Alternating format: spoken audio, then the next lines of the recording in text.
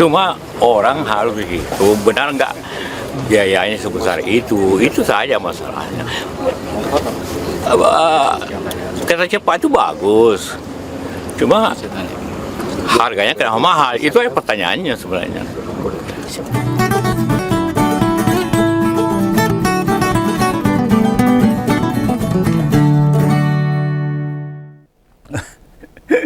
Tak kira setelah kemarin Pak Prabowo pasang badan mau bertanggung jawab kisruhnya ribut-ribut mengenai kereta Wus, semua terus cooling down, lerem. Wah, ternyata politisi gay kita ini ngasih amunisi lagi buat ngangkat perdebatan. Lalu siapa dia? Dia adalah Pak JK, Yusuf Kalla, Wapres ke-10 sama ke-12. Dia ex-ketua umum Golkar yang melempar umpan untuk kembali memperbincangkan tentang proyek kereta cepat Wus. Loh, bagi Om Begawan, politisi itu ya modelan Pak JK ini yang dibutuhkan oleh negara. Dia ngerti problem sebenarnya dalam soal kereta Wus. Apa yang mesti diperhatikan? Pak Yusuf Kalla mengingatkan pada kita semua buat memilah mana yang mesti dibereskan, lalu mana yang dibenahi. Termasuk juga urusan pihak luar tuh. Setidaknya sudah direspon sama Pak Prabowo. Lo mau bagaimanapun sebagai rakyat, kita mesti tetap membicarakan hal ini. Jangan sampai polemik perkara Wus berhenti begitu saja. Karena dilihat oleh mata masyarakat, rakyat bangsa Indonesia itu syarat dengan korupsi. Di sisi lain, Pak Jokowi yang bicara sebuah proyek transportasi itu kudu dilihat sebagai investasi sosial. Dan ini keliru. Keliru ini. Bisa disebut dengan investasi sosial kalau proyek itu dapat atau bisa dirasakan oleh masyarakat luas. Ibaratnya negara rugi enggak apa-apa. Contohnya apa? Bansos. Beasiswa buat sekolah, ngebangun rumah sakit, kesehatan gratis, kan semua orang bisa merasakan. Lah kalau kereta cepat Wus ini tarifnya saja di atas 200.000, itu bukan investasi sosial, bos. Lah ini masalahnya. Jauh lebih penting buat didalami agar proses realisasi dari layanan kereta cepat Jakarta-Bandung yang Wus itu ini janjane piye? Soal utang, silahkan diberesi sama presiden. Karena ini utang yang wajib dikembalikan. Dan ini harga diri negara, harga diri Pak Prabowo, harga diri bangsa ini. Namun perkara kontrak proyek, itu mesti yang diselidiki. Sakjane piye sih? Secara pribadi ya, siapa kita mau percaya buat mendalami masalah ini? Ini harus melibatkan banyak orang pandai, para ahli menelisik perjalanan proyek ini. Yang tetap dalam pandangan masyarakat syarat dengan masalah korupsi. Entah itu markup dan sebagainya, entah itu pindah dari Jepang dan Cina ke RPP dan banyak lagi. Loh, karena mau bagaimanapun, 3 institusi hukum kita lagi ngedrop semua ini. Masuk angin kabeh. Kredibilitasnya dipertanyakan kabeh. Kita butuh penegak hukum, tidak bekerja sendiri, harus bareng-bareng. Bila perlu dibentuk semacam tim ahli. Ada pakar-pakar di bidang masing-masing lah, menganalisa, menyisir satu persatu. Dan dari banyak aspek, dari banyak sudut. Ya soal perjanjiannya, proposal dari Jepang ke Cina, yang sekarang jatuh ke Cina. Ya tentang harganya, kok bisa mahal banget. Ya hitungan bangunannya, ya aturan hukumnya, ya ampun kabeh. Banyak banget. Nah, keterlibatan mereka menurut Om Begawan itu tidak boleh diabaikan. Sebab perangkat hukum di negara ini sedang dapat krisis kepercayaan rakyat. Wakeh rakyat sing ra percaya. Entah itu kepolisian, kejaksaan, sak KPK-ne barang. Saat ini orang pati jelas menuntaskan perkara-perkara yang sudah banyak muncul. Baik perkara korupsi, perkara wakeh. Contoh aja kejaksaannya kalau Sylvester aja nggak iso. Padahal wong kuwi ndak nggawa duit. Kasusnya tidak menyangkut uang negara. Jaksa nggak bisa menemukan. Ini kan aneh. Lalu masyarakat suruh percaya piye? Nek hanya buat nangkep ketua relawan berbulan-bulan ora ono hasil. Gimana nyari potensi korupsi di kereta cepat yang begitu rumit? Hah? Lalu kepolisian kita yang bilangnya sudah membentuk tim transformasi reformasi buat membenahi institusi, apa hasilnya? Kerjanya gimana baik? Kita nggak dengar perubahan yang signifikan dari kepolisian. Ya gitu-gitu aja lah. Kalau membenerin institusi sendiri nggak jelas, kira-kira bisa dikasih job. Melacak di mana ada potensi fraud proyek kereta cepat. Ya ora bakal beres. Nggak gampang. Mereka dibayar rakyat loh. Lagian Kapolri sekarang itu diangkat sejak zaman Jokowi loh. Gimana mau serius ngusut proyek zaman Jokowi? Hah? Apa punya mental, keberanian buat polisi? Ada yang membutuhkan keterangan Jokowi sebagai yang punya ide. Orang ngewel. Satu budal nang Solo. Terus apa kita masih punya nyali? Mempercayai KPK yang nanganin. Nah, saya kira tanggungan perkaranya siluman banyak PR sak jumlah. Ora rampung. Meski sebelumnya KPK sudah menyatakan siap mendalami perkara ini. Tapi Om Begawan jujur wae. Jujur. Pesimis. Beneran ini. KPK wis ancang-ancang memanggil pihak-pihak yang terkait, Bus. Siap itu sebagai pernyataan penegak hukum atau pernyataan politik. Jangan setor muka, tampil garang di mata rakyat. Nanti di belakang ada lobby-lobby. Ya enggak begitulah. Ini Om Begawan mengkhawatirkan. Apa benar KPK bisa serius? Ya? Bisa serius, apa bisa? Dan gerak cepat, cak-cak, bet-bet, gercep mendalami proyek kereta cepat ini. Masih adakah nyali KPK bekerja berpedoman pada aturan hukum? Lawong PR-PR dia saja masih ganduli beban. Banyak yang abu-abu kelanjutannya. Enek sing ngilang. Enek sing masuk kontrak ora digangkas. Ya yang nyeret Mas Nadiem. Jerat Noel menyangkut Gus Yakut, Kang Emil, belum lagi sing anyar Gubernur Riau. Ketambahan proyek WUS. Apa masih mampu menangani? Jangan sampai awalnya mau mengusut kasus, malah kasusnya dikusut. Jadi kelumbruk. Follow up-nya bertambah semrawut. Rakyat lagi yang hanya jadi penonton. Dan miris rakyat ini. Kenapa kita harus terus bersuara? Kenapa Om Begawan juga terus bersuara tentang hal ini? Ya kan tahu sendiri. Tidak banyak yang bisa menjelaskan lumayan dalam tentang perjanjian Indonesia-Cina itu. Yang semula dengan Jepang. Bahkan proposalnya itu ke Jepang. Yang membuat skenario itu Jepang. Tapi yang ngerjain Cina. Ini aneh banget toh. Harusnya sebagai proyek besar ada cukup banyak orang yang waktu itu terlibat bisa menyampaikan gimana perjalanan kesepakatan itu bisa dicapai. Untuk menuju ke sepemahaman. Itu harus ada banyak pihak yang dilibatkan supaya clear. Lu bisa X Menteri Luar Negeri. Kan ini hubungannya dengan luar negeri.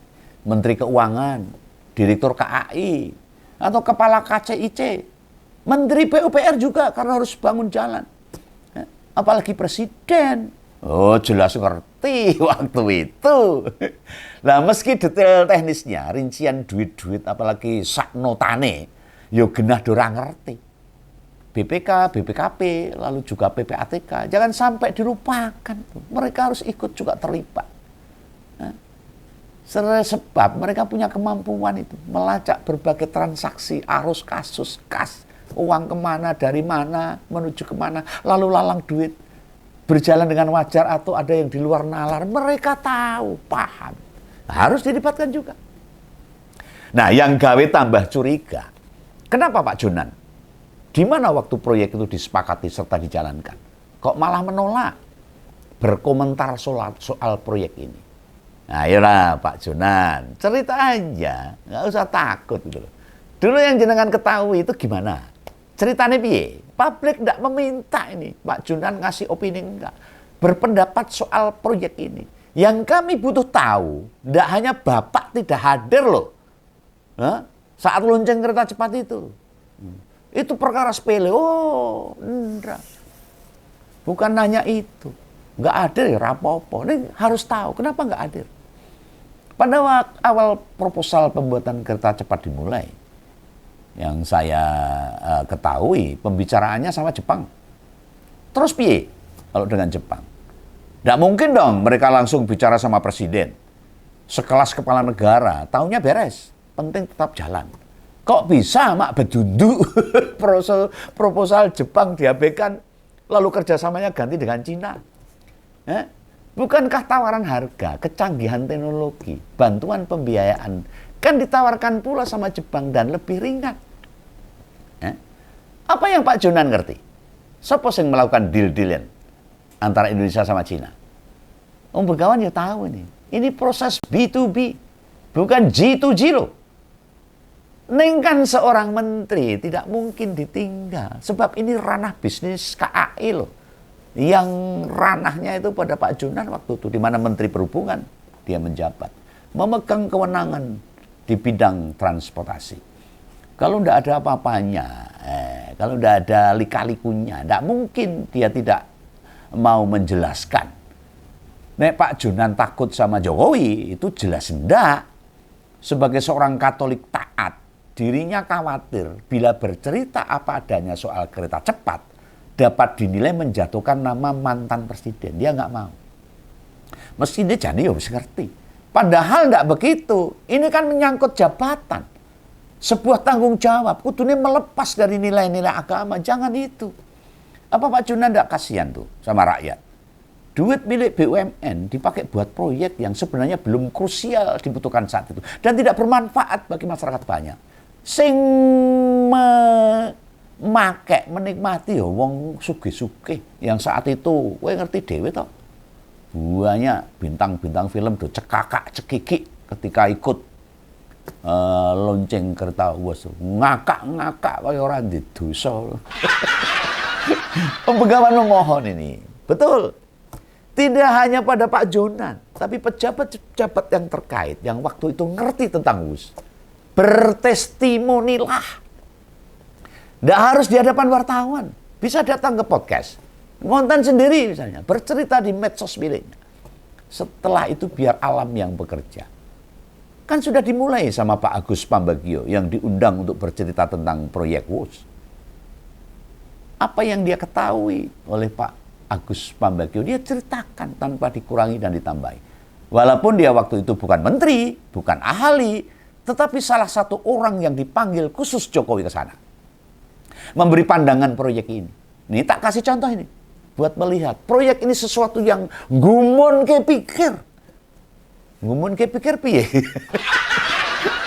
Bahasa Indonesianya apa tuh? Loh sampai hari ini tidak ada satupun orang yang bisa menyampaikan. Kenapa awalnya proyek digagas sama Jepang? Kok beralih ke Cina ini? Ini janjane perkorone apa? Padahal secara nominal pengajuan Jepang masih lebih masuk akal tinimbang plafon Cina dan teknologinya lebih canggih daripada Cina. Ini tolong kasih Begawan bila ada orang atau pihak-pihak yang bisa menerangkan tentang itu. Loh pada zaman Pak BY itu waktu rame-rame proyek Wisma Atlet Hambalang itu yang sekarang dongkrong alias mangkrak tidak diselesaikan. Pihak-pihak yang terlibat korupsi kan kena semua itu. Mulai dari Angelina Sonda, bendahara Demokrat Muhammad Nazarudin, sampai Anas Urbaningrum, ketua umum Demokrat waktu itu masuk penjara semua. Dan ada lagi yang terlibat dalam Wisma Atlet yang mangkrak Hambalang itu. Mesti masih jabat presiden, Pak BY tidak masalah tuh.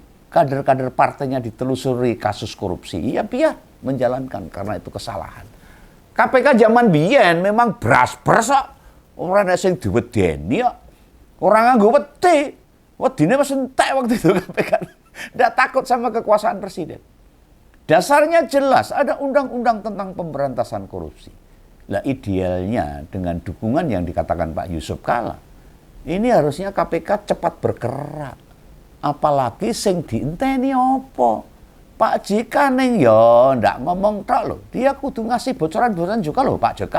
Masyarakat menunggu. Apa bocorannya? Kalau menurut Begawan ini. Dulu waktu awal-awal kereta cepat dibahas, dia dengar apa? Siapa saja yang sering diundang. Diajak bicara, diajak rembukan Jokowi tentang kereta cepat. Pak JK masih ngerti. Lalu beberapa menteri, ada yang cerita juga ke Pak Yusuf Kalla. Apa yang dia bisikkan tentang WUS ini? Oh ya, penting juga tuh buat menggalang kekuatan mahasiswa Ormas LSM yang anti korupsi. Buat dukung Pak JK. Bila perlu sama-sama kita datangi ke KPK buat ngasih masukan di mana letak titik-titik lemah proyek itu. Termasuk dokumen-dokumen pendukung. Dibawa sekalian. Perkuat data-data. Baik saat proyek itu dibahas, dirapatkan, hingga proyek diputuskan, direalisasikan, dan dilonceng. Siapa-siapa yang diduga turut berkontribusi mengarahkan proyek buat bekerja sama dengan Cina, beralih dari Jepang. Nah sekarang, dokumen-dokumen proyek ini yang masih jadi ganjalan. Benar enggak biayanya segede itu? Sampai 116 triliun. Berdasarkan perbandingan sekarang, Saudi mau bangun proyek yang sama, kok lebih mahal Indonesia? Malah sampai 3 kali lipat harganya itu. Padahal proyek WUS itu sudah start 2017 dan rampung 2023. Normalnya kan Saudi butuh lebih tinggi. Wong bangune wingi. Pasti ada yang berkepikiran nih. Kan kondisi geografis Saudi beda sama Indonesia. Wah itu bener. Alasan itu bener. Namun apakah selisihnya sampai 3 kali lipat? Ingat loh, dari aspek jarak, lebih panjangan rencana Saudi loh, dibanding proyek Jakarta-Bandung. Nah ini Pak JK waktu proyek ini mulai, kan masih wakil presiden. Iya nggak? 2017 wakil presidennya Jokowi. Berarti setidaknya dia ngerti, paham beberapa informasi penting. Bila tadi sempat bilang harganya terlalu mahal, ada yang nyebut 3 kali lipat, artinya ada markup dari yang ditawarkan Jepang. Ini yang harus dituntaskan ini. Kalau sudah ada pernyataan Presiden Prabowo bila utang atau tunggakan bos itu mau ditanggung kepala negara, ya harus begitu namanya kepala negara. Jangan sampai kehilangan muka, harga dirinya di mata dunia. Tetapi kasus-kasus korupsi dalam kereta cepat harus dituntaskan. Jarene harap berantas korupsi. Ning nek Begawan ngomongin perkara utangnya, kok ketoke Pak Prabowo penake ngomongnya kayak yang mergo pakai duit negara gitu. Kan substansinya atau masalah inti bukan di perkara ngembaliin duit loh sebenarnya. Nyaur utang. Oh itu kewajiban kreditur. Utang itu bayar aja ngemplang. Dan buat nggarap kereta cepat emang pakai duit pinjaman. Lah mau aku sing dadi presiden ora perlu pusing tuh ngejawab niru Pak Prabowo. Wes rasa regecekan tentang utang. Biar saya yang tanggung. Nganggo duitnya siapa? Nganggo duitnya negara ya gampang aja ngomongnya. Duit negara juga yang dipakai. Ya coba pakai duit sendiri. Duitnya Pak Prabowo. Wah itu baru gagah. Kalau ngomongnya lost doll baru just itu. Masalahnya duit nyaur utang semestinya bisa dirasakan oleh lebih banyak masyarakat dibandingkan para penumpang WUS yang kelas menengah ke atas, bahkan para bintang film artis yang cengenges itu waktu naik itu, yang bisa memanfaatkan layanan transportasi lain kayak bus travel, termasuk kereta Jakarta-Bandung yang kelas eksekutif kan juga ada. Wes intinya ngene wae lah. Apa yang dibuka Pak Yusuf Kalla harus ditindaklanjuti. Biar jelas proyek ini ada unsur korupsinya apa tidak. Tetapi menurut Begawan, dengan harga yang terlalu mahal ini saja, aura bau-bau korupsi sangat besar pada proyek kereta cepat WUS ini. Semoga tidak. Salam Begawan, salam ngobrol. Dadah.